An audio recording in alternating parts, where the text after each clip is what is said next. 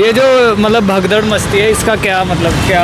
अब भगदड़ तो भीड़ के कारण मस्ती होगी, भीड़ होती है भगदड़ हो जाती है। और जो ये ट्रेनों में तोड़ फोड़ हो रही है करते हैं, मतलब ये गलत बात नहीं है? नहीं, तोड़ फोड़ करना तो गलत है ही है। क्योंकि ऐसा कुंभ में जाने का क्या फायदा अगर तुम अपने ही देश को नुकसान करके कुंभ में जाना चाहते हो? इसमें फिर अंदर से वो फायदा क्या? लोग कहते हैं कि हम अब ये चीज़ ऐसा नहीं गंगा है में कि पाप आप धोने जाते हैं, पाप कर कर ही पाप धोने जा रहे हो। नहीं, पाप होने का सवाल नहीं है। आप जो प्रश्न कर रहे हैं वो ये है कि ये भगदड़, तो भगदड़ तो ऐसा है कि प्लेटफार्म की तो एक निश्चित सीमा क्षेत्र होता है कि भाई 1 किलोमीटर लंबा। अब पूरे हिंदुस्तान से पब्लिक जा रही है, वो सेंटर पॉइंट बना हुआ है, तो सब इकट्ठे हो रहे हैं, टाइम लिमिट है। अब जब खाली हो जाएगा तो वहाँ इतनी भगदड़ का उसका सवाल ही नहीं। तो जो भीड़ इकट्ठा होती है वो कंट्रोल नहीं रहती है। व्यवस्था भी बनाना पब्लिक के हाथ में है। और पब्लिक को यूँ लगता है हम पहुँचे उस जल्दी में, ये सब बात वही है ना, हर बात के लिए हम रेलवे को दोष दे देते हैं, सरकार को दोष दे देते हैं, उतनी ट्रेनें नहीं चलाई, उतना है। देखो जी, पर लोगों की खुद की भी गलती है। मैं मेरी पर्सनल बात आपको बताता हूँ। मेरी सोच ये है कि हमने कई जगह ऐसा देखा है, जैसे बस में चढ़ना होगा तो हमारे यहाँ धक्का मुक्की से चढ़ेंगे और दूसरी जगह हम लोग लाइन से खड़े हो जाएंगे। बराबर, तो वो लाइन से खड़े हो जाएंगे तो दिक्कत नहीं आएगी। ट्रैफिक सामान्य चल रहा है बराबर, तो कोई रॉन्ग साइड में घुस रहा है, कोई सिग्नल तोड़ रहा है, अपने सब डिसिप्लिन में रहेंगे तो सब व्यवस्था ऑटोमेटिक ही संचालित हो जाएगी। तो सब अपने को सीखनी है ये बात। अपने डिसिप्लिन आ नहीं रहा ना। हाँ, डिसिप्लिन आ जाएगा, धीरे धीरे आएगा। तो अभी काफ़ी मतलब एक हद तक आप कह सकते हैं कि सुधार है। अभी काफ़ी हद तक सुधार है, लोगों में जागरूकता है। एक कोई लास्ट में एक बात जो मतलब थोड़ा जिंदगी से सीखा, कोई ऐसी बात कि आपने जिंदगी से सीखा? ये इसे सीखने वाली तो 3-4 बातें तो आपने ही बता दी अभी। शांति सुकून ढूंढिए, वो अपने अंदर है। मगर भगदड़ में जाने की ऐसी कोई दिक्कत है आएगी नहीं। और जो मतलब ये है कि एक चीज़ तो नोट हुई है कि जब इंसान पर्यटन के रूप में किसी चीज़ को ले लेता है ना, तो अव्यवस्था होती है।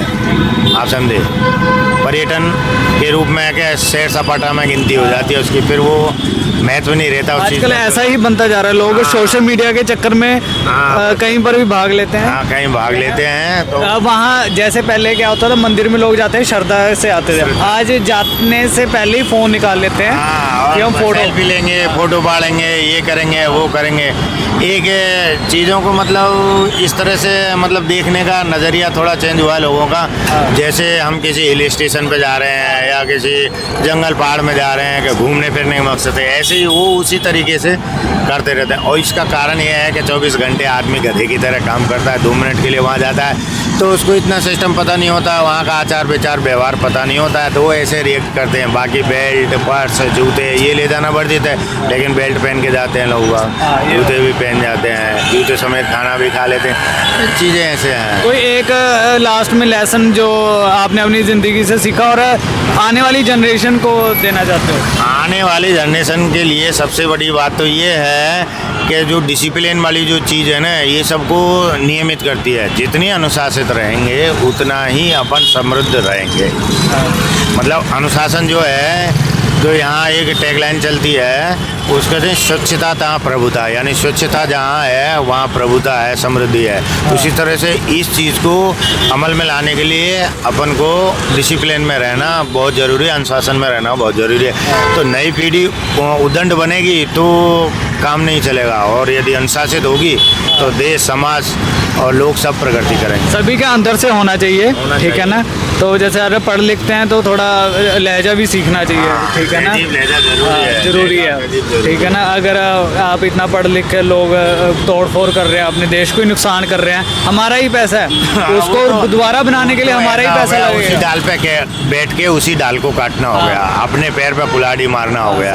तो आप पढ़े लिखे समझ नहीं पाए। यानी एक कहावत आती है कि एक टैगलाइन आती है, उसमें कहते हैं क्रिया के बिना ज्ञान भार है। यदि आपको कितना भी नॉलेज है, यदि कितना भी ज्ञान है, आप उसको क्रियात्मक रूप से नहीं लाते हो, यानी अपने आचरण में नहीं लाते हो, अपने व्यवहार में नहीं लाते हो, तो वो व्यर्थ है। इसलिए जो सीखा है, जो समझा है, उस हिसाब से हमें अपनी जीवन पद्धति बनानी चाहिए। धन्यवाद। चलो, अच्छा लगा, थैंक यू आपसे बात करके। ठीक है, लास्ट में एक बार अपना नाम बता दीजिए। रमन लाल शर्मा। रमन लाल, ठीक है। इन्होंने दुकान खोल रखी है अपने गाड़ी में ही, इन्होंने मतलब प्रॉपर दुकान बना रखी है। पहले इनकी दुकान थी, उसको मतलब सरकारी उसके बीच में आ गई या सड़क के बीच में आ गई, तो वो तोड़नी पड़ी। पक्की दुकान थी, फिर उन्होंने बट उसी दुकान से ये गाड़ी खरीदी और उसी गाड़ी को एज अ दुकान बना दिया। अब चलो अभी के लिए बस इतना ही, कल फिर मिलते हैं।